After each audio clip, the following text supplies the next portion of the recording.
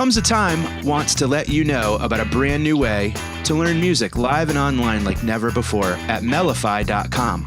Have one-on-one lessons or hangouts with some of the top touring and studio musicians around. Join weekly skill-based masterclasses or band focus groups like Fish Fridays and the Goose-centric Western Sundays. Mellify stands apart from all other live virtual platforms featuring multiple camera angles for teachers and students from a single device, personalized chats, in-platform file sharing, and bulletin boards between every artist and student. Develop your sound with Grammy award-winning pianists like Tal Cohen and Alex Brown, and acclaimed orchestral artists, including Andrea Bocelli's own Caroline Campbell and Pia Toscano. Players like Tim Sparks, Tim Kuiper, members from Eggy, The Slip, and Matas Yahoo's band. Study or hang out with modern-day jazz greats like Ari Honig, David Chiverton, Daniel Zamir, and dozens more. Sign up at mellify.com.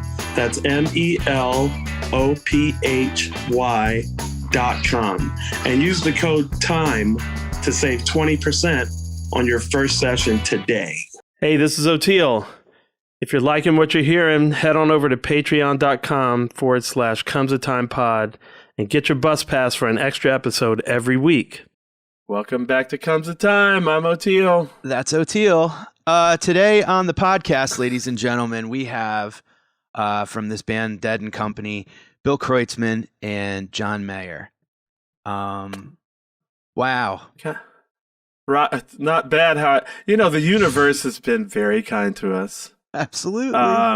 And so it's like, and on the whatever day, God said, maybe you should have Kreutzmann and Mayer for your 50th podcast.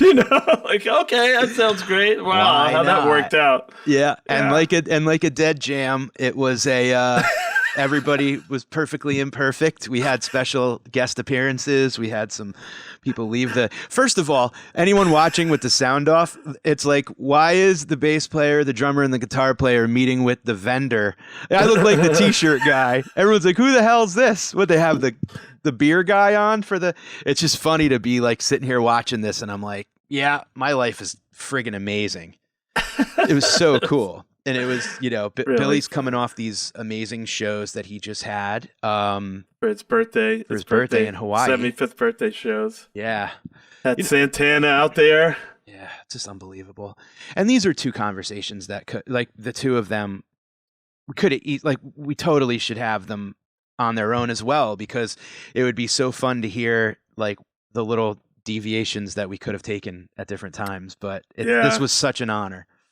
The way it worked out was perfect. Yeah, and now it's really got me, because we've group texted and stuff, or texted each other individually, but I haven't seen their faces. Like seeing Kementi's face that when we had him on the podcast. Yeah, that's the first time I'd seen it in a while. It's like, wow, John's hair is a lot longer, and I mean, I've seen it in pictures or on Instagram or whatever, but like live to just talk and see Bill all shaved up, and Bill it's really incredible, great. Man. He looks so like healthy and ready to rock, man. Everybody seems so like clear and excited. This is going to be a great tour.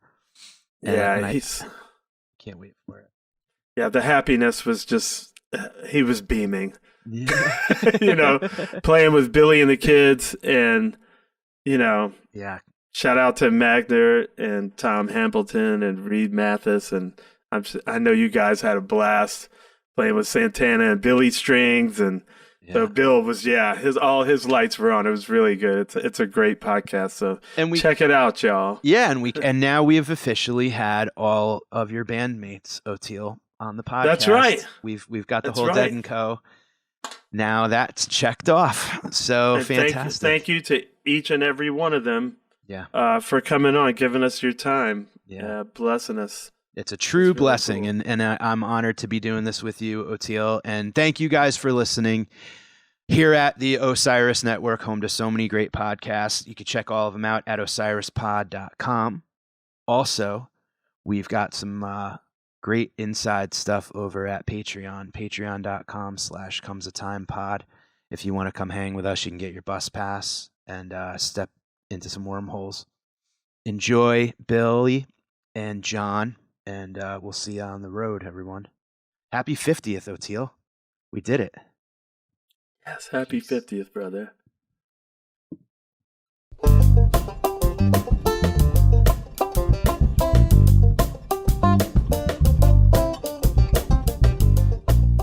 It's really good to see you guys, man. See your faces for the first time, and geez, over a year.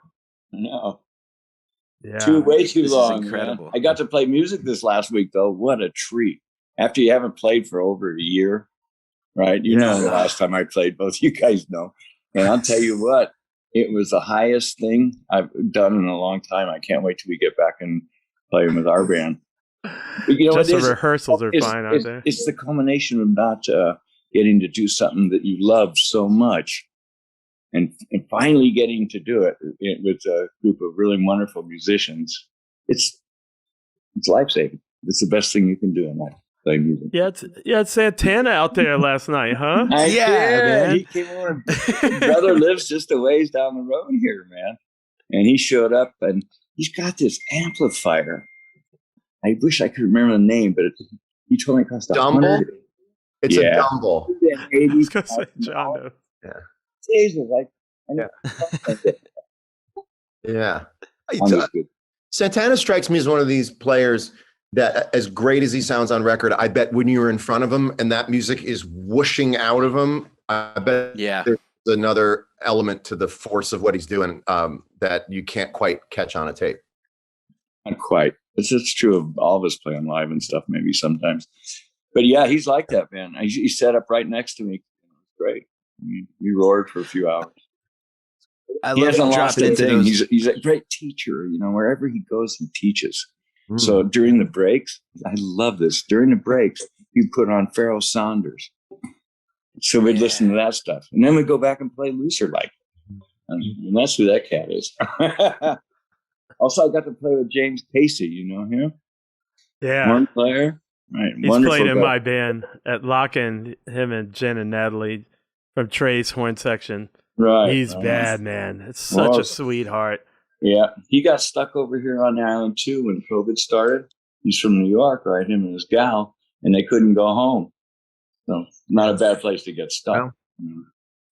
Definitely not. Being stuck anywhere, though, is a problem. I mean, that was a weird thing. You could... just the act of being stuck somewhere, even if it's paradise, you're still stuck. Yeah, and sometimes it's just being stuck, right? Yeah, that's the hardest part. That's the part. thing about music school, not teaching how to get out of your own way. You know, of all the things they teach at Berkeley and all that good stuff, right? They don't teach us how not to be critics sometimes, to be too judgmental, about shit. Well, you need some of it. You know, you need to, so am I doing it right or not? But then I remember when we first played together, Bill. Yeah, and, man. Bill was microdosing before I knew what microdosing was. But he would do what did you call it? A social sliver? Yeah, that's right. I forgot that term. That's what I'd say. And then I was like, but really, like every night, Bill, finally, I just had to ask him, I was like, why do you do it every night? And without like a millisecond passing, you go, because it removes judgment. And I was like, oh, that's brilliant, actually. Yeah. Because he didn't want to be stuck in that critical of any moment. It's just like a fish swimming forward. Just Right on. It's true. It drops all that stuff, and mushrooms do the same thing. The psychedelic aspect is definitely the best of all kinds of plain substances that we can choose to do, positive or negative. Those are the most positive. They always show possibility for me. Psychedelics never have a closed door. It's always like an open door, and it invites you in. Say, hey, come on in here. Let's check this room out, or let's look at this story, whatever it is. Yeah. Happy to be back, you guys. I can't wait we play again. I know. That would make me very, very, very happy. Everybody's kept busy doing their own things. John, you were pretty busy as well. I mean, you really made a lot of use of this year for sure. I will say, I think it's very interesting that everybody in a synchronous way had all this free time. And I'm not sure we know what everyone's done with it yet. And I think it's very exciting. A year from now, you're going to see people do some stuff in a snap and you're going to go, where did you learn to do that? And they'll go, it was a long year. That's so true. Remember that year? So I really like this idea that everybody, I mean, it's lemonade from lemons, but the idea that people sort of put themselves in this sort of university kind of mindset of like, well, what can I get accredited in? What can I get what can I have leaving this that will be more than just the things I saw or the extra weight? But I did make a record that I didn't see coming. When we first went into lockdown, I don't know if you guys had the same experience. There was no music inside of me. I was in a very kind of objective-based tactical mindset. And that plays no music in my head. I picked up a guitar for a second. I went, I don't know the world. For the first time in my life, my inner world does not match the world. I am out of date with exactly what's going on. And all of this musical sensibility that I've built cannot be useful right now. And I put the guitar down. And then when I picked it up again, like maybe 2 months into it, it felt so good that it became, and all the way through the end of last year, maybe even into January of this year, just the elixir. It was the only thing to do that could give some peace. And it made my record really great. And I think it's probably made everyone's record really great. I think when people start putting records out in the next few months, they're all going to be bangers, because what the pandemic did was force your focus, right? Like everything that was a distraction was gone. And the only thing you could do was music. And it really, for me, I don't know if you guys have had this experience, it reminded me of when I made my first record. It's the lean years. You can't fly anywhere. It used to be because you didn't have the money, and now it's because you can't. So all of this stuff pushing against us, for me, the only other time I experienced that were the forces of not being successful, not having any money, not being able to do anything but make music to survive. And I think, again, that's the lemonade coming out of the lemons. I certainly don't wish for it, but that is the silver lining, is that I think people's art is going to be more powerful than ever because they had nothing else to do but make it. I couldn't leave the studio to go to dinner, right, when I would have been able to write that lyric. There was no dinner. So you're forced to stay and focus on the music. And so to that end, it was really cool. And I think the record's great, and it's going to piss off some deadheads because it is not Grateful Dead inspired music through and through. It's incredibly pop, man. It's a very pop record. So we'll see. I have it. I enjoy the wavelengths beating up against each other. I think it's an art form unto itself at this point. I do too. Contrasts. Yeah. Well, I love it because I always think of pop as your freak flag. Like, That's nice. Great. What are you if you're okay? If you are not countercultural, you are countercultural to the countercultural. Yeah. You're always countercultural. Pop music in the world of the Grateful Dead extended universe is my freak flag. I will never forget. You told me that. That went straight in. But you gave me that. You gave me that with the picnic table outfit. Remember, your body is a tablecloth? Yeah. And it was like, and remember, I don't know if I called you or texted you. I was like, brilliant. Because what are they going to say to you about the way you're dressed? Right. Like, you know what I've learned? Really? You know what I've learned is they want to have fun, and they want to have fun with you, not necessarily at your expense, but maybe in what feels like your expense. And once you catch on to it and you give them things they can have fun and make fun of and with, I think they won't tell you they appreciate it, but they appreciate you delivering them some matter to work with. You're giving them play, right? Like they can't always talk about this was a great Stella Blue. They want to be able to dig in on some lighter stuff. And Oteil, you know this. You've come out in a full basketball garb before, right? Now, when Oteil, and I get this, right? When Oteil does it, it's the most heroic thing in the world. When Mayor does it, it's Mayor. No. I don't agree. I think it's kind of that, you give them enough rope to hang us with, But they've all, they're already doing this when I come out and do anything. I got it from J-Mo, really, because J-Mo would come out in the most outrageous things, and he's just like, what? Since the beginning. What? And I just love that fearlessness. It's almost like he doesn't know, but he knows. There's rules of engagement. We know what we're doing. You might not at first, but every single artist in the world understands cause and effect. And if they understand that the effect was interesting, they just look back at the cause and they go, more of that. I do more. About it. It's a very simple equation. Right. Who were we talking to, Oteil? Was it Victor Wooten about like the visual presentation of performing?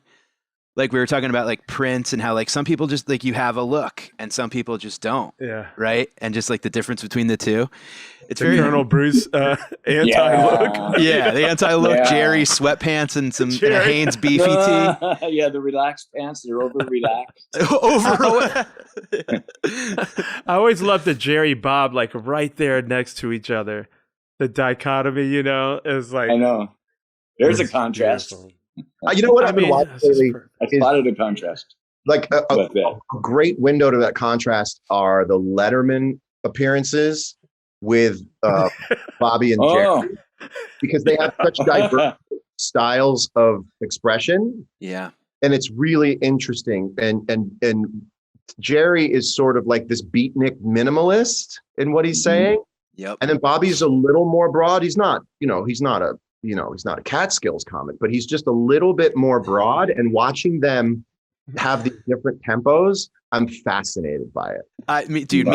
I stay up all night watching old Tom Snyder's and like, Kesey, the one I was thinking Kesey of, and Snyder. Jerry and like, the whole thing. And it's just, there was a great one the other day I saw where someone asks like, did fame ruin the dead? And yeah, dude. And Jerry's like, yeah, absolutely. Bobby's answer was the best, dude. Bobby had the win. So Jerry, and they don't normally see this, Jerry Pippined Bobby. Yes. Joke, which doesn't always happen. And I wasn't expecting Bobby to smash it.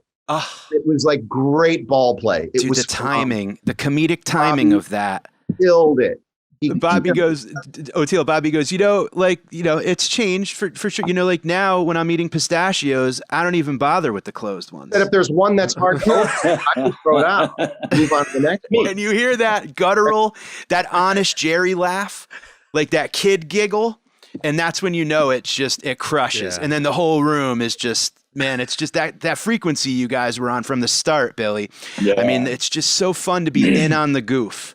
I think that's what's so fun about being such a disciple and student of the music is that like you feel like you're being led in on the joke. Just like we were talking about sitting at the table, John, when you're in on the hang and you're in on the like it's razzing, it's fun, it's fast paced, right. But you're included and you guys always welcomed us, And with me I think the inference is Mayer's got enough, he can spare some.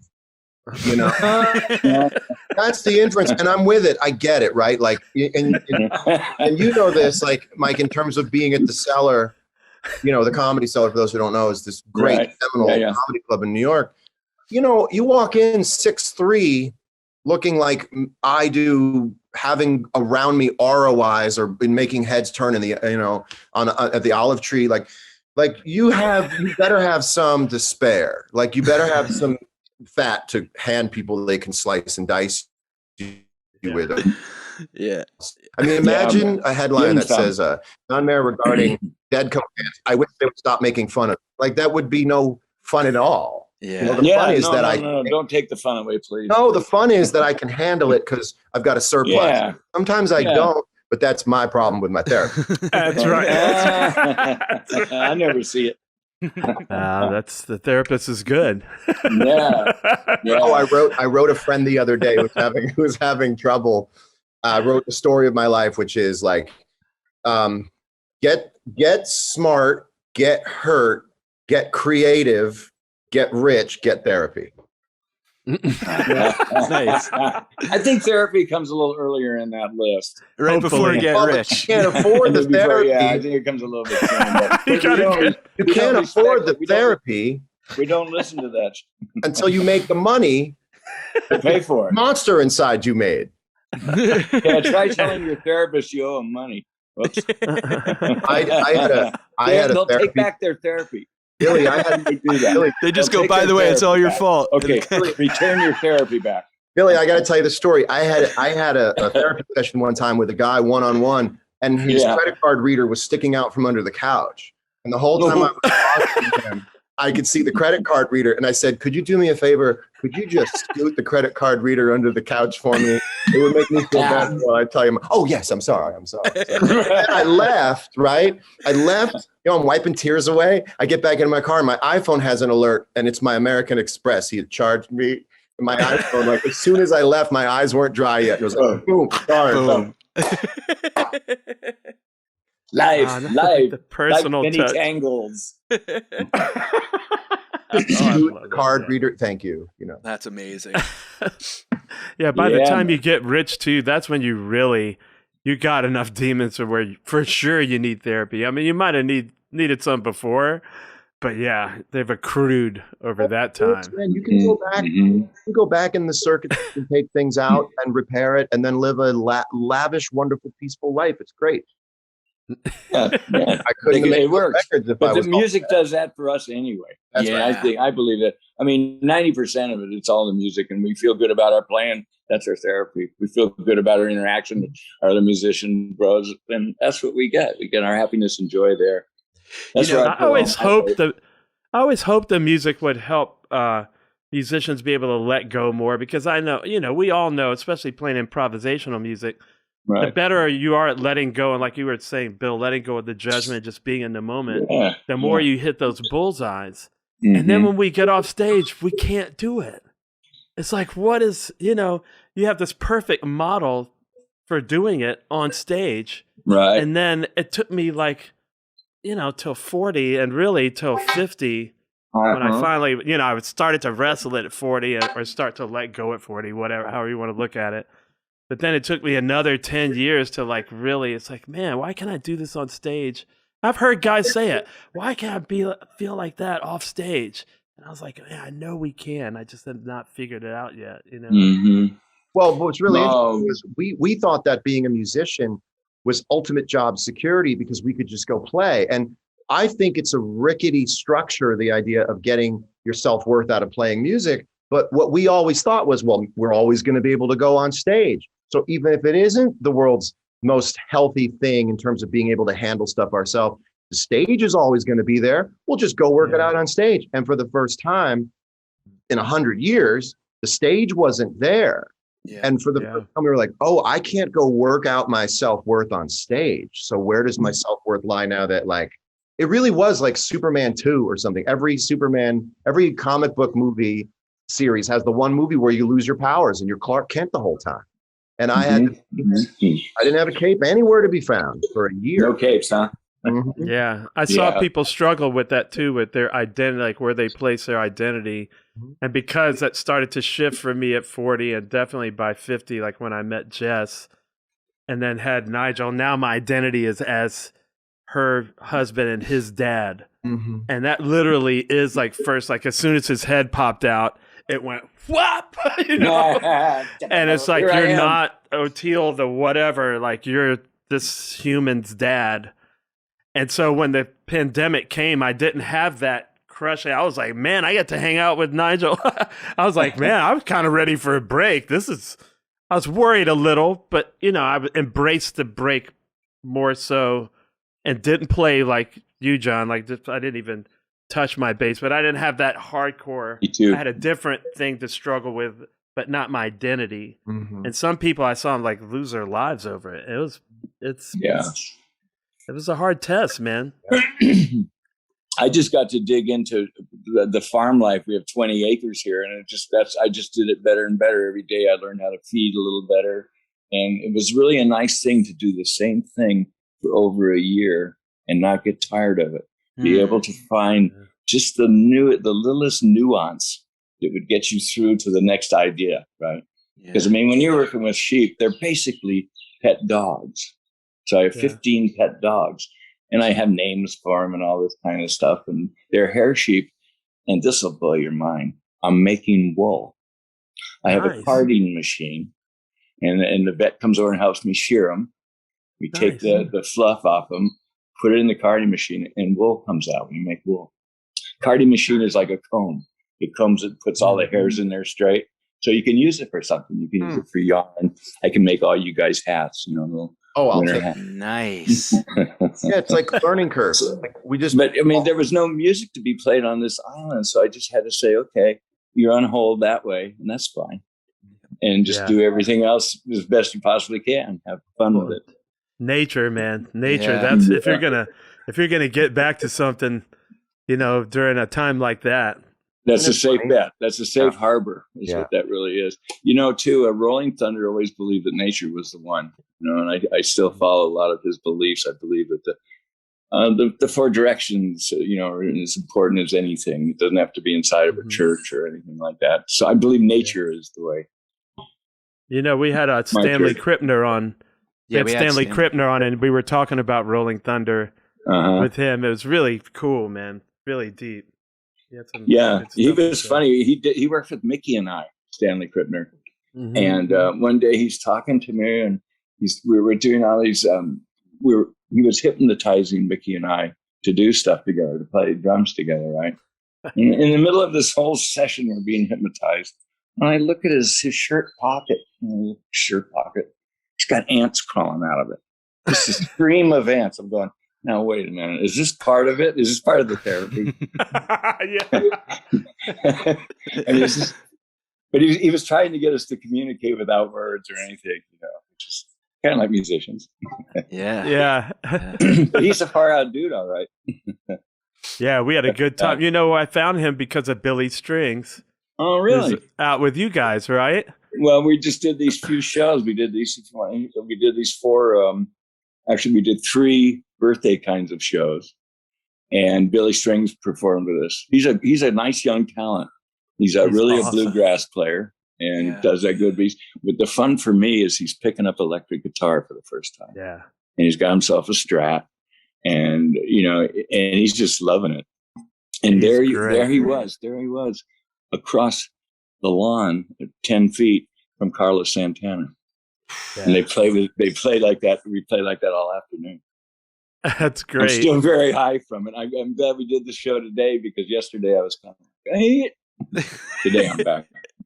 I could see it. It's all over your face. Billy Strings did what, 5 nights at the Cap Theater, and he recreated that ESP experiment that Stanley Kripner did with the Grateful Dead in the 70s. Right. And I had run across Stanley Kripner, I think, on like a UFO podcast, but I didn't think he was still alive. I didn't know. I hadn't heard. He's like 90 or something, and then he was on the night after me on Billy Strings' ESP experiment, and I was like, "Oh my God, he's alive!" and like super lucid and like on the ball. Nice. And so we had him on. Great. And he was telling us a lot of stuff, especially that first time he met Rolling Thunder was pretty. It's such a trip. Rolling Thunder had a lot of bigness around him, a lot of strength. I was always honored. If I was in his presence, I was honored to be around him. The things that we did together were pretty amazing.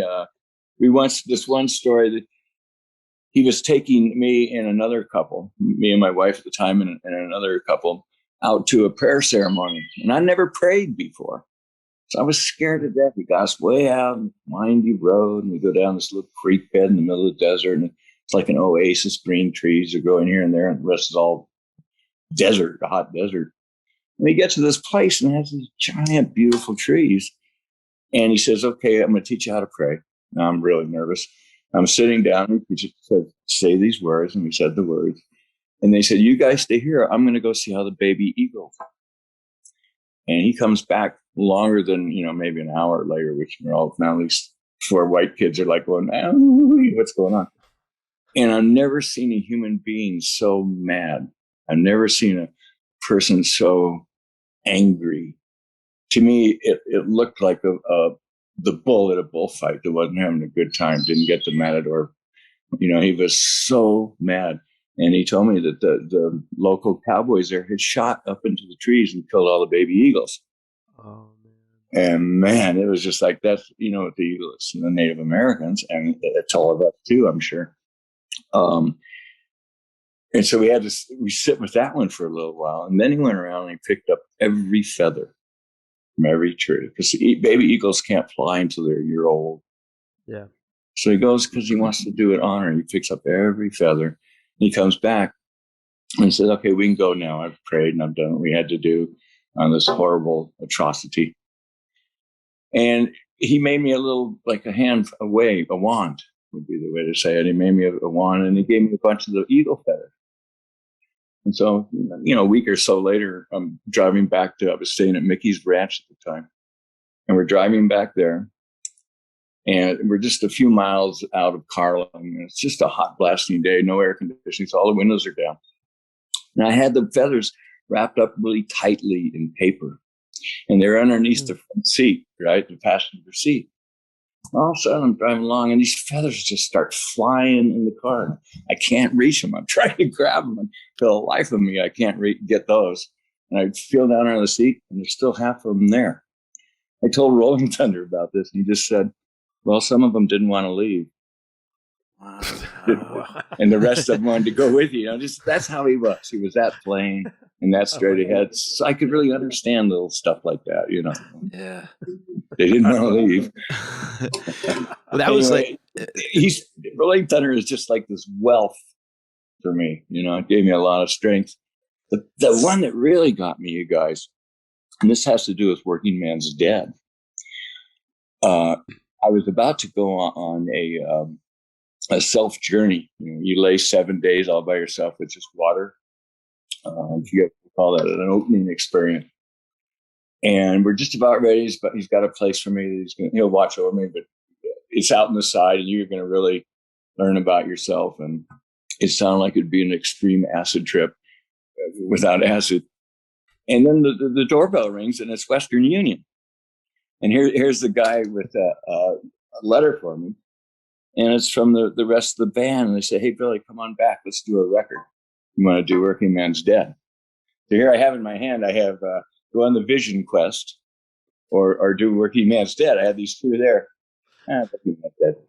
Music. Music first. And it came out to be a wonderful record. All that energy. It sure did.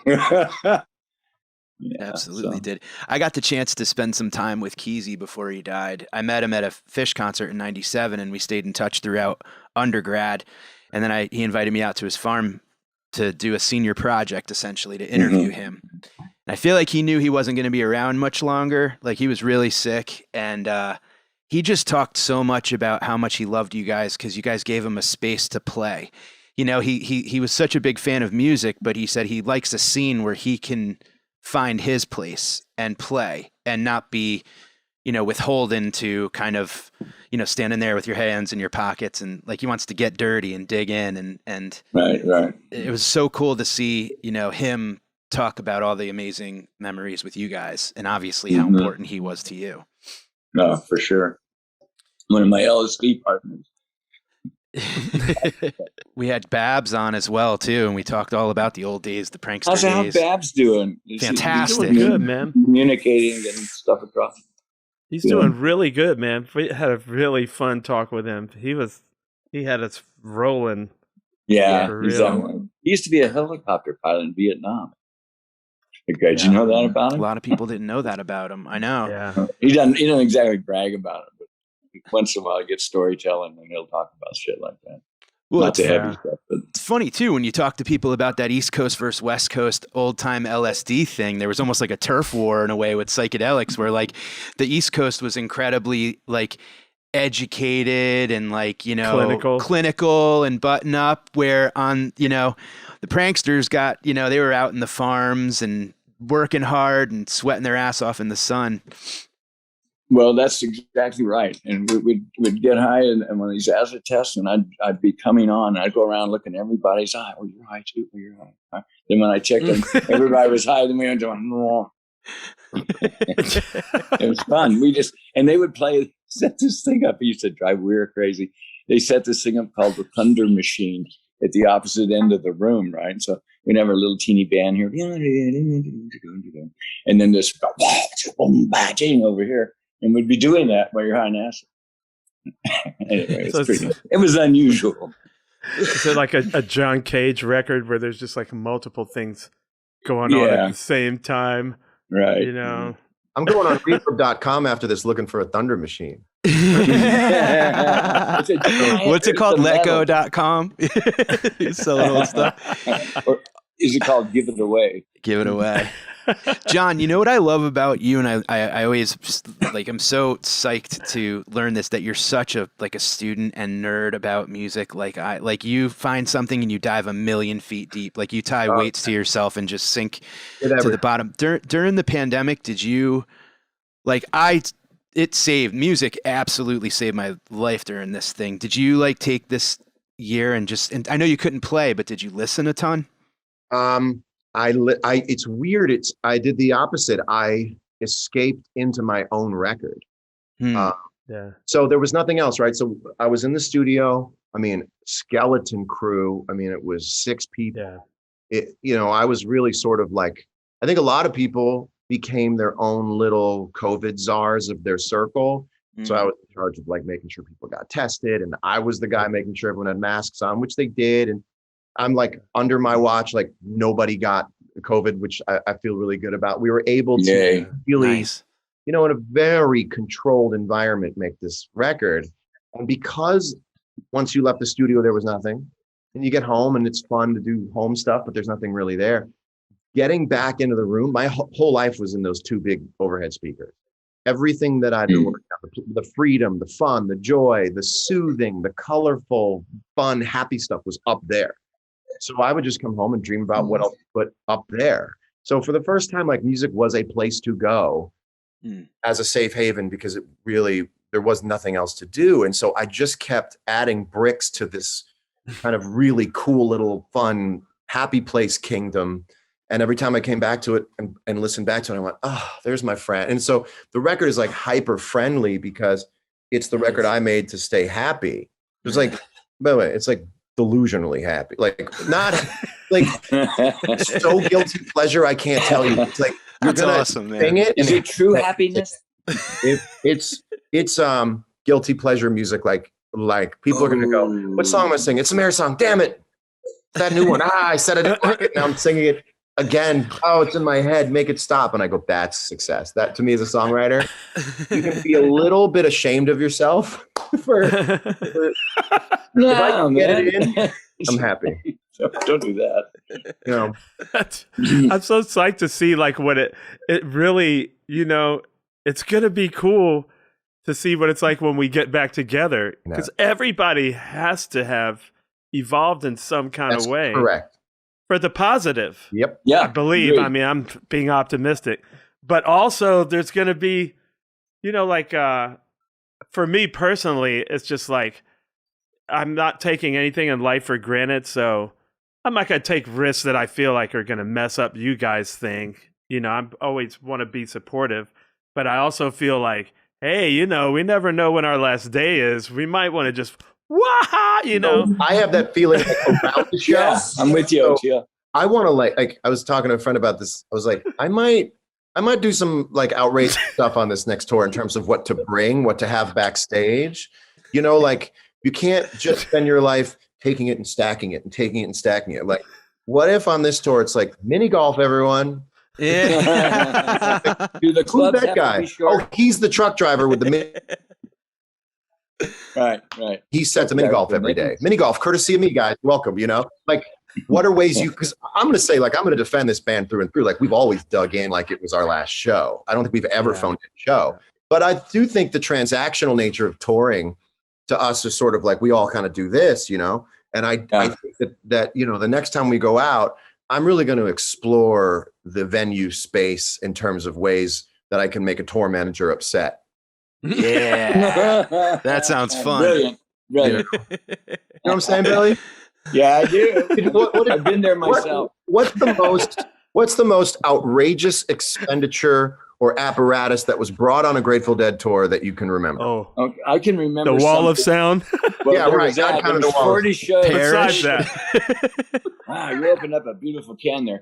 The wall of sound was one thing, and there was 40 shows of that. And when they first hung it, we were playing in Reno, Nevada, and it was a sound check, and I walk across the field, and I'm looking up at this thing, and it's blowing in the wind. The center speaker that were the vocal array, these little 8-inch or 4-inch speakers, thousands of them, and it probably weighed thousands of pounds. I looked up there and there was one winch holding it. I said, I'm not going to be on that. But you're going to put 3 winches on that mother, or I'm not getting under it. I didn't want to see, that would be gone. What about backstage, though, Billy? What about recreational? Recreational. Any way I could find it.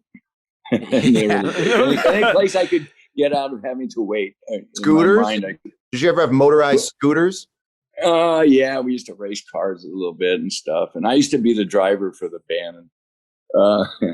Billy, really? Billy, there's a story I absolutely love that you told about being in Europe, and you end up at this like speakeasy that like you weren't supposed to be at, kind of, and there you ended up having to like rip an antenna off of a car and kind of swing it around like a sword. That was every word of that was true. And I would just go and I was trying to remember stuff I'd read from gangs in New York and what they would do, because I'm not a fighter, a tough guy at all. And I couldn't get any cars to stop for me. I didn't speak French. All I had was my hotel key, thank God.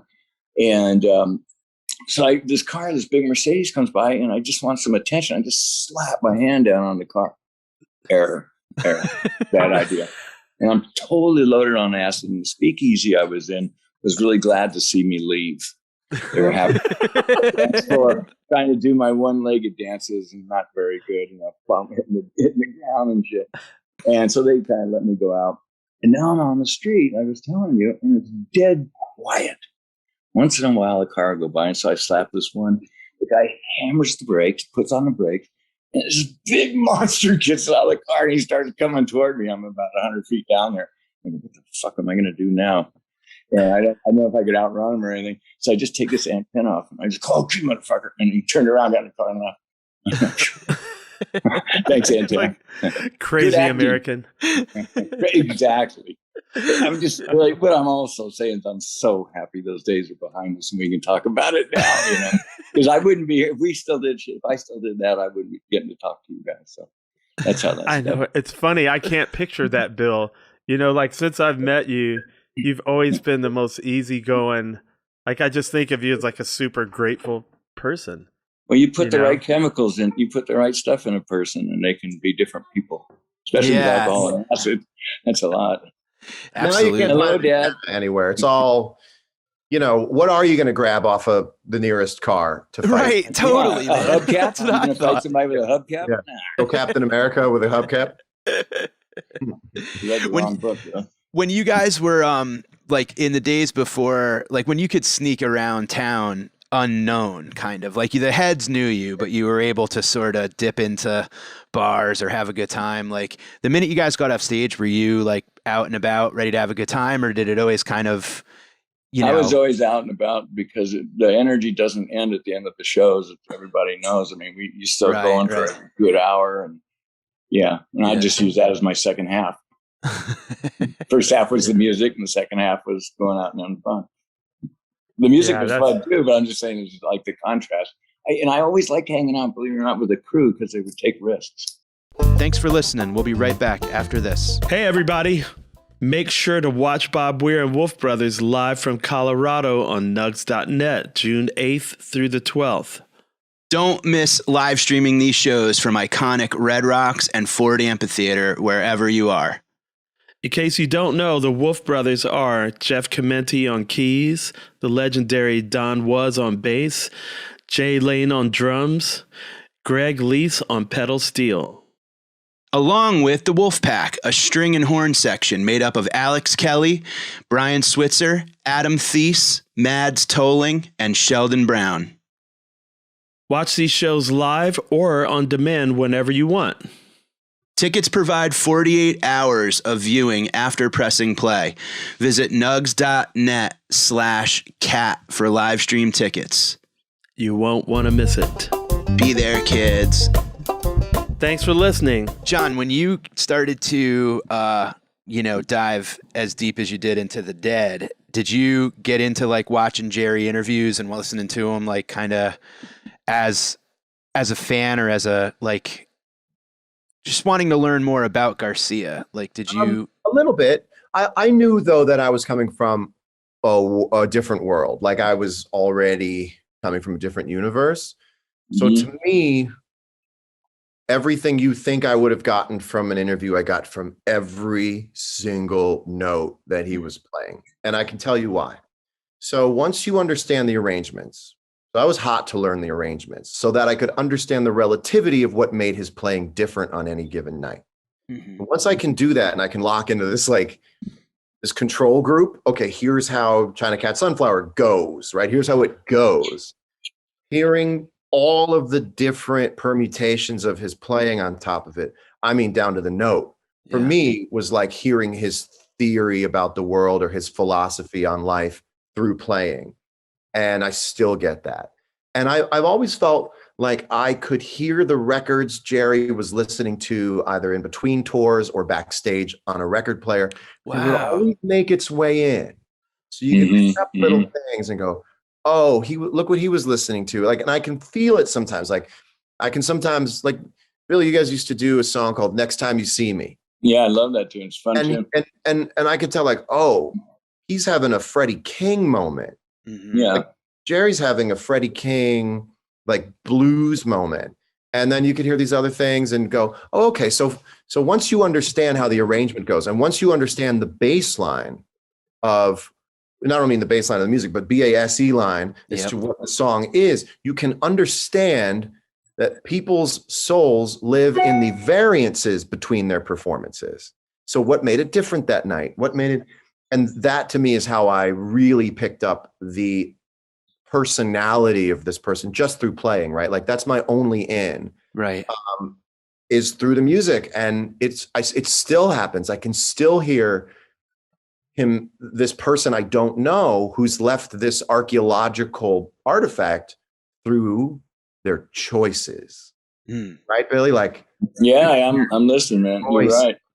So a man leaves his fingerprint via his choices. And if you already know how China Cat Sunflower goes, then you can gauge the soul of a person in these spaces between what they normally do and what they did that time. Right. There, between those two little capacitors is someone's little soul fingerprint.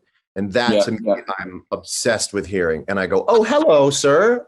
Yeah. I can sort of do that because I understand the guitar really well. I'm not a fully rounded musicologist. I'm really not. But I will say that I do understand the guitar from any direction, up, down, left, right, 360. Like I could play the guitar with my wrong hand upside down. So that I understand. Right. So therefore, someone else has the same instrument from long ago, and unfortunately, they can't be with us to instruct me. Right. These two guitars are the same, right? Like his guitar, my guitar, same design, same number of frets, same string tension. There is where you can meet someone in the distance between those two things. That's the shape of someone's, not their face, but it's the shape of the whole thing behind. Yeah. I get that. That's true. His personality was so different from show to show in that wasn't so different, but the song that he would choose would be a lot of it. The set choices were really important. Which songs he felt like playing that night. Some nights he wouldn't do a certain song for whatever reason. One of his favorite things I like the most is if the crowd was really rowdy, which was pretty often. He'd end with "Broke Down Palace" as the. And I mean, he said, "Why send people out there all excited and crazy to me that way all night? Why not have them a nice little slide in there?" So he thought like that. Isn't that nice on 2-night stands that you can do it one way and then do it the other? So night one, you send them home on, playing the Bo Diddley beat, and then night two, you send them off with bird song, and it just comes in like that, and you go, "We'll see you next time." Yeah, I love that. It really is so. You did the same thing on drums too, like this. I'm sorry to cut you off. The same thing that I could hear Jerry doing on the guitar, Billy, I could hear you doing the drums. You would take it and do a different thing. I'd be like, "Oh, this guy's listening to James Brown right now." Right? Like you would funk excursions, like early 70s when I think it was down to just you playing the drums. Well, James Brown, I'll tell you what, he blew my mind like everybody else's. And I used to listen to his stuff and try to learn the drum parts. And I didn't know he was using 2 and 3 drummers. I'm going, how's that one guy doing all that? And I sit there going, trying to figure it out. Great way to learn. Like you go down, you go as deep as you can trying to learn this stuff. It's wonderful. And you do. You get another thing for your own self. You don't necessarily learn those riffs. And you know what's funny? Your own music comes out. Even if you can learn what someone was doing off of a tape, and even if you can play just like that off of a tape, when the moment arrives, fresh and new and real, you are on your own. That's it. It's not me. And you're happy to be on your own. That's a wonderful place to be. It's like you just climbed Mount Everest or some such a analogy. Yeah. You made it to a place that you're more than safe. But I'll safe. present you a different analogy on the other side of the coin. It's like watching old boxing tapes, right? And if you watch old Tyson boxing tapes, you could theoretically block Tyson based on watching these old tapes. So you go, okay, I know how to fight. You get up on stage in front of 20,000, 30,000 people and you sit down, they're brand new punches and you start getting bopped in the head on the first, second song, and you're going, this shouldn't happen. I studied these tapes. And it's like, no, you studied those tapes. Those tapes a day. Whole different moment. Everyone's from a different morning. Everyone had a different morning. Moment. So you might have known how 1973 Salt Palace went or whatever, Cow Palace, I should say. Like, you might know that, but you don't know whatever moment you're in, and you lose 50% immediately. 50% acuity immediately because it's not the same moment. Oh, 100%. You know what I think about that too, about, this thing, our skin, right? It gets tired. Our eardrums are skin. And so if we play the same thing over and over again, be it a groove, be it the same on us, right? And over, pretty soon we're not listening at all because our ears are fatigued. Okay. So I remember the Grateful Dead used to make a mistake, would do a 20-some basics. And then sit there and try to pick which is the best. It's impossible. Oh, you mean in the studio you do 20-some tracks? Wow. Yeah. And that's crazy because your hearing is fatigued. But that's why that's why we like to improvise. I have a new saying. We want to have contrast right away. Yeah. Right. That's right. Instead of A being, just A. Is that good? Yeah. Stay in the first change. Right? Is A good? Yeah, but let's A, B, C, D, E, F, G. I go, do you like A? Well, A's great. Do you need a B then? I don't think so. Yeah. Remember Monk and all the jazz guys would just want that first take? And they were doing that stuff on live performances. I saw Monk's band. They're on the plane on the way to the gig in Europe, and they're like, dude, can we at least see the charts? Like, And so he gives them the charts. And then they're like, is it E flat or E here? And he's like, yeah.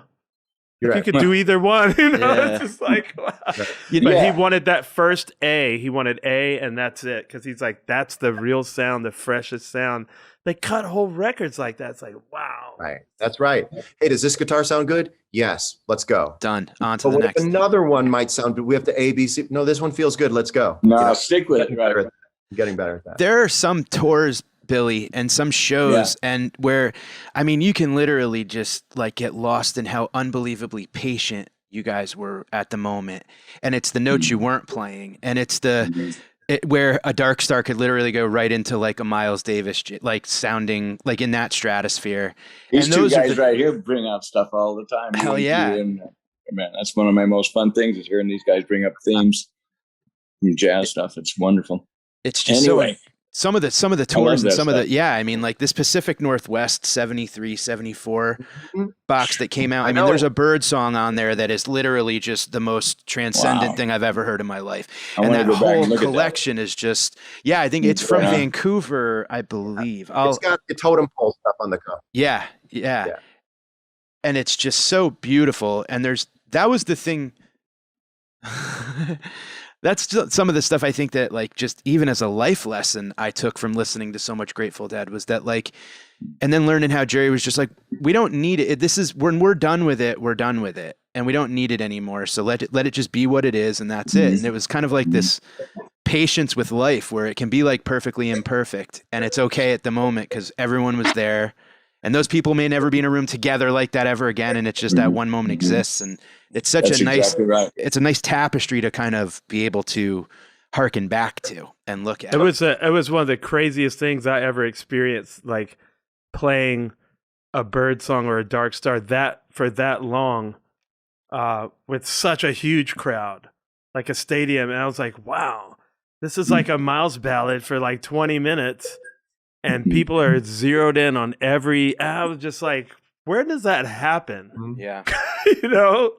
Not having played in over a year, you know, they say that playing music is like riding a bike because we're good at it and we can make it look easy, but it's not like riding a bike.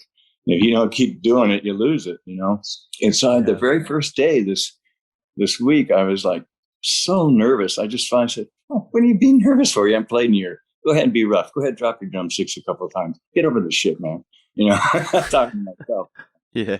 And it turned out every day, the second day, I was twice as comfortable. By the third, when we're doing the real shows, just cake. It come back, you know, the smoothness and stuff. As smooth as I can be. I love how happy birthday, man. Yes. Thank you, man. Thank you. I remember a video. You see this back here? Birthday. Your flowers? Carlos sent that over to me. Wow. Yeah. One red one. Beautiful. One red What rose. a neighbor, man. I'm sure glad he picked Kauai over Maui or something. Got you. I spent some time on the Big Island. Billy, do you ever hop over there? Do you ever go over to the Big Island ever? I do. I used to go diving there a lot. That's a beautiful place. It's just, It it's is. like it's one of, correct me if I'm wrong, but I think it has all 4 seasons at once, right? Doesn't it? Like, Yeah, because if you go up to the mountain, you get wintertime. yeah, You go high, you know, it freezes up there and stuff. it's so Yeah, beautiful. here we get really subtle changes. They're not monstrous, you know. We haven't had much rain this year. Only about 30 inches, something like that. So That's incredible. anyway, it's all great. It's all green. Whose birds am I hearing? Is that you, Bill? Is that the birds? No, I have a parrot over here. Ah, Not bad. it's singing away. Yeah. Love it. John, Oh, are man. you gonna come back and visit us in New York soon at the Comedy Club? I'd love to. I know. Is it open now? Yeah, we've been performing now there for about a month or so, and 4 different rooms. So the Olive Tree's a club. Mm-hmm. Downstairs at Oh, and you've McDougal's, got Fat Black Pussycat. Fat Black and Village Underground. And So Village there's Underground. 4 rooms there, and it's great. It's great to kind of see everybody back. And comedy right now is interesting because it's I Yeah. don't know. It's, Yeah. You cover ground the person before you or after you didn't cover, right? Like exactly. or, I mean, or is that actually really advantageous because everyone's had what you are sure are the same experiences that they're going to relate? well, right. And it's and that's one of the things too. It's like, you're going to have they're going to be asked a few times during the show who's vaccinated, and there's going to be a Johnson & Johnson bit, but also there's going to be the, and I've tried to, I've talked to Atil daily, and I just keep talking about how like I need to bring those weird, scariest moments of the pandemic on stage and just lay it out there and find the punchline with a gun to my head and just realize like that's where it has to go. There is a trove. I don't know if it's a treasure trove. Maybe it's actually a graveyard of real estate inside of us that this pandemic has created that I don't even think we yet have sort of mapped out. Yeah. I think there's a lot of grief that people haven't, I did much better when I had a real objective crisis. Don't catch it. Don't get it. Here's your Pac-Man. Here's the ghost. Right. Mhm. Yeah. And when that was happening for a lot of people who have a sort of generalized anxiety, it was actually very zen because your anxiety was very, very objective based, which if you've had generalized anxiety, that's actually a gift because now you've only got one enemy. For the first time in your life, it's not in your head. Yeah, man. No, Totally. You can open with this. So, so for me, I really found something there. Okay, we have a real crisis, not an invented one. If you're inside your house and you're clean, you're going to stay clean, right? Yeah. If you wear a mask and you go out, you're going to stay clean. So you could be home for 2 weeks and be sure you don't have COVID, which meant you were 100% anxiety free because the rules had changed. Now you get vaccinated, things start opening up. You haven't checked in with yourself in terms of what sympathetically has had to change to be able to do this. And now your enemy isn't there anymore. Right. But your fight or flight is still there for it. Your objective based, what do we have to do now? No, you go to dinner. I don't want to. So you're still stuck in this place that I don't think anyone's really successfully identified or mapped out or offered an exit strategy for. And then you have on top of that, this sort of larger struggle, which is we were all hypnotized in March of 2020. We were all put into and sleep. And now we're still in it and no one wants the hypnotist isn't there to snap us out. So we're all still in the trance, but nobody can go and awake. And that's a very you can't do it from inside. I think there's going to have to be a public psychological strategy, not just a public health strategy, but a public psychology strategy with how do you give people the snap out. We all did this and we went in and we're all sort of like, all right, thanks everybody, good night. And everyone's leaving the magic show still hypnotized. And we all need closure. We need a moment of fiend, even if it's ceremonial. And so for me, it's very difficult to find out, well, where are we in all this? Where am I in all this? Did I succeed? Am I failing? Now, if you don't go outside because you might be a loser. Well, but I still can't go places. Yeah, but they changed it. They changed the tier. They're opening this place up and that place up. Now, am I wrong for staying in? I was right for staying in for a long time. Where are we in that crossover? Loner for staying in now? And who's going to tell me I'm suddenly going to be a loner if I don't leave? Like, it's very, very particleized and tricky for those who want marching orders. Yeah, totally. Yeah. You know, I think the shows are going to do that for us. Oh, man. I mean, like our scene will get that. I can't wait because of the shows. Because I think in some way it's going to be like, and we're back. The moment those lights go down, those lights go down, it's going to be just like, we're going to feel that. And 100%. You're getting me excited talking about that. How are we going to keep that energy going? That first night when it's just outrageous. And my dream is to have it going on and on and on. And that if we can learn anything from the pandemic or whatever, I'd like to have that energy a lot. We have for me personally, I feel like the one thing the pandemic gave me is like I got back to when I did pick my bass up again. I was just working on bass stuff that I found was interesting and that a friend of mine had showed me. So then I was kind of like back to like 16, 17, just up at 4 in the morning playing with my ear against the bass, you know, and then it kind of like. When I lived there for a while, I started to realize like how important it was to other people. Like, you know, I take it for granted and it's like, I do it cause it's fun. It's very kind of selfish in a way, but then now I'm like, oh yeah, I really see like how much people, what it's natural to me. It's like a big thing to someone else. And now I want to play again. So I think, you know, it's just a long way of saying, I think I found my gratitude for the whole thing.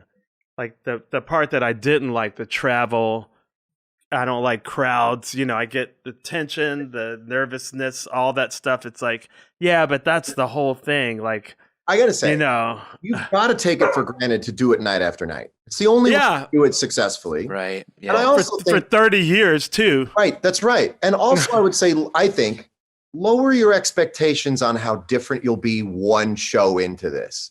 Oh, yeah. I mean, we will go right back. I actually hope that within 2 or 3 shows, we're like, and we're complaining about the same old stuff. Comedy did that to me real quick. Right? Comedy did that to me real quick. I wouldn't mind not having anything to complain about. Yeah, I don't think the takeaway is dream on, Bill. as people think. Yeah, you're right. But I hear you. I can't think about that even. I just can think about how high I'm going to be when we get to play. That's hilarious. I mean, that's just how I am. I thought you meant like how much you were going to dose before you. I have it all worked out every day. Nice. I have my little pill container and I have a little microdose and then take Saturday off. Well, I want to make sure that like I just take it like the day for what it is. You know what I mean? With a little more gratitude than I had before, which is, you know. I'm going to tell you, you're one of the most gratitude-filled people I know. Don't sell your prior self short. Don't sell really, you think? Pandemic O'Teal short. Yeah, I think everyone does this. Sort of like greatly valuing pre-pandemic. I had it pretty figured out before all this. Didn't necessarily need the lesson. I would go along. Personally, I was go along. I had figured my junk out. Yeah, there you go. Well, I am glad that it got me, just to go back to that, because it's the career thing, like you say. When it's a career, it just changes things. And then I would when I would come back home, I wouldn't play bass. I played drums. I played banjo. I played piano. Now I play all of it. I still play drums and piano and banjo stuff. But so I'm glad that it brought me back to that thing and just kind of like a full circle. Like I can look back from here on the whole thing from 16 to Gillette Stadium. Right. Right. It's all cat and mouse. So Teal, I think cat and mouse with music, with creativity. I want it. I got it. Okay, fine. I have it. I wanted it. I think that's actually the greatest thing about music is that music lets you fall out of love with it and doesn't get mad. Interesting. Lets you fall out of love and goes, well, cool. Go play video games. I'll be here when you need me. It's like a mom. Yeah. I pick up the guitar. Check this out. I pick up the guitar. I go, oh, I better stay hot. Better stay warm. I pick up the guitar. I go, all right, still there. I turn it off. All right, I'll wait to go to work. Good. A plus. Love it, man. Yeah. Oh, I can't wait for the tour, man. This is going to be incredible. Same here.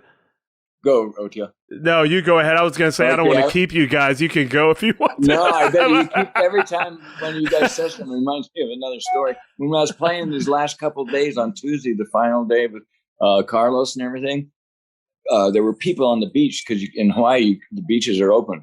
Nobody can close the beach like in Southern California and all that kind of horrible stuff. So there's a nice group of people back there. I suddenly realized, God, the beach and the water, that's Haight Street. The new Haight Street. There's all those people that are there for free. We're playing outside, and it's me and Carlos from those days. Wow! I just thought, there's another Haight Street right there. That's great. That's beautiful. That's the shit I look forward to. Haight Beach. It is so funny too when you see that there's like an old video of Carlos sitting with I think somebody like The View or something, or I forget who he was being interviewed by, and he's talking about Woodstock, like when he had to go on early. And he had Garcia had just given him like a bunch of mescaline, and he goes out and does that ripping soul sacrifice. That's like the most powerful image of any of Woodstock, maybe other than Hendrix playing Star Spangled Banner. But like he just said, he's like, Jerry just gave it to me and I just let the music. He goes, you looked at the neck of his guitar and it's just turned into a snake and all that. And you just, when you watch that, I've watched that 10 million times after, but him telling that story to these Sunday morning CBS, it's just the most beautiful thing in the world, man. And he's just such a spiritual dude. Yeah. Well, I love that image, man, of you and Carlos on the beach on the Haight Street. That's beautiful, man. After all this time, Yeah, it was. It was so good to see him after all these years. It's been how many? 50 years, 40 years. I mean, I've seen him play in his bands and love his bands. You get the baddest ass bands. And now he always loves to say this. And Billy, I love my drummer. I married her. I really like my drummer. I married her. Cindy Blackman. I saw her play with Pharoah Sanders in heels and crush it. She's a badass drummer. She is, dude. Really good. That was a great show. Amy and I were in Denver. We were playing with us guys, and Denver. I forget the name of the place. And Amy and I are coming down the elevator, and there she is, and he's in the elevator all by herself. And we're going down, and Amy goes, "Hey, my husband's a drummer too." She didn't know who the hell I was, right?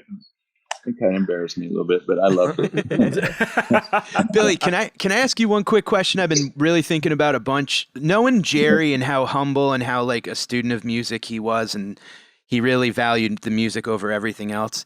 How do you think he would feel about all these guitar players that are? Every state has a dead cover band. Everybody's playing Jerry somewhere.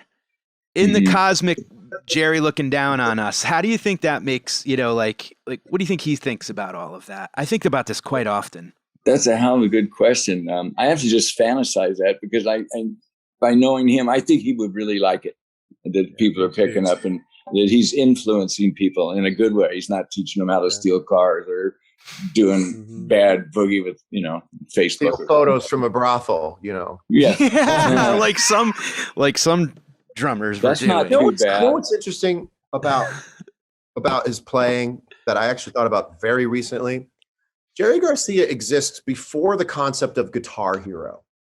So there was a certain muscularity that Guitar Heroism picked up in 70s, late 70s, early 80s was where I feel like there was a certain atomic bomb kind of playing on the guitar. Pete Townsend kind of playing. Yeah. And Hendrix. Nice. Hendrix, right? Well, you can even look at Hendrix, and that was, although strangely enough, there's some revisionist history on Hendrix because Hendrix was a fairly soft player. He was just loud. Eddie Kramer, who was Hendrix's producer, was in the studio across from me one time and was playing me the solo tracks from Band of Gypsies, which is the best thing ever. And we all have it wrong. Every guitar player has it wrong. It ain't that crunchy. It's not that distorted.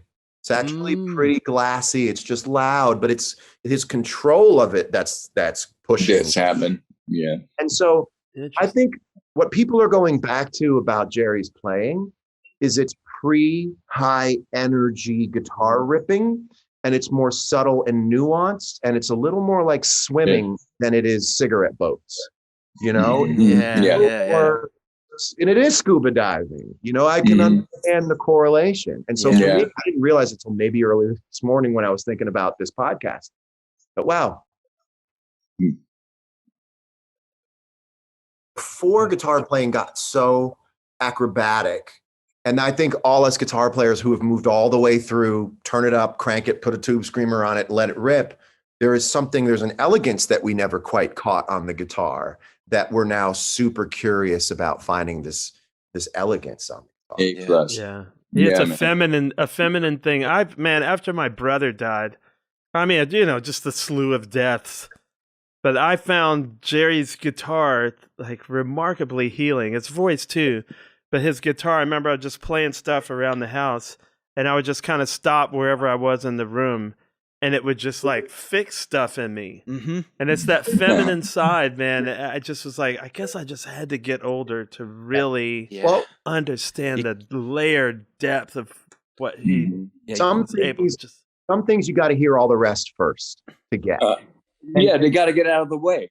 And you have to get out of the way. Jerry's not doing this. He's not doing. No. I think it's more like this. Yeah. Just happened to have to be played this way, but it wasn't. It was. It was piano like this way to me, And when it did come out, it was crying that he was when you hear those morning dews, and it's just like. Did you guys also listen to the parts where he is just playing by himself? Yes. And he's just, they were never long enough, but I could always hear on those parts after the band had jammed and done everything, it would be just him. Maybe Phil was still there pedaling or whatever. I would hear the most true Jerry in those moments. I'd hear the most intimate. I would really hear his personality in that time when there wasn't drums going in there. It was just so amazing. And you could hear him kind of laments in his playing. He has a little pathos. He has a teeny bit of pathos in there when he's playing. Yeah. And it like hints at the blues, but it's not the blues. Right. Yes, it's exactly it. That's exactly it. I mean, like key blues. You can listen to a "Sing Me Back Home" and it'll stop you in your tracks, and you're just like, the way that made me go, it's just. But what's so beautiful to see too is when you watch like after a song or after like he may glance over his glasses at you. And he kind of has like a, wow, that was something. Like there was always this beautiful childish humility to him too, where it was like, we just pulled something pretty amazing off. And it was just to see you all kind of like go, yep, again, we still got it. It's such a magical thing, and thank you for all of that. Yeah, I can't wait till we do it again, guys. Yeah, I know. We don't want to keep you. Thank you. Well, that's fun. This has been great, you guys. Way fun seeing both of you. I hadn't seen you. How long? Can't wait to see you. Guys. Thank you for your time. Thank you so much for everything.